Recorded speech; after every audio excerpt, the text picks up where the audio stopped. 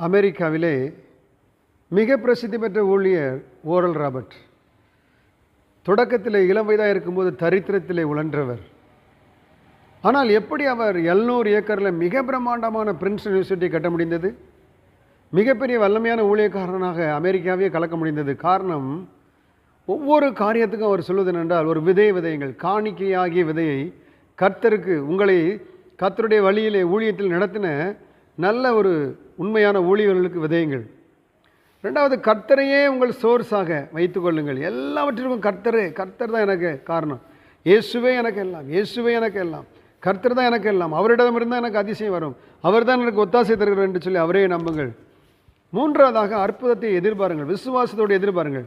நான் கர்த்தருடைய ஊழியத்துக்காக விதைத்திருக்கிறேன், நான் சிறுக விதைத்தால் சிறுக அறுப்பேன், பெருக விதைத்திருக்கிறேன் பெருக அறுப்பேன், நான் இனி தரித்திரத்தில் இருக்க மாட்டேன், கர்த்தர் என்னை ஆசீர்வதிப்பார், கர்த்தரை நம்புகிற நான் செழிப்பேன்.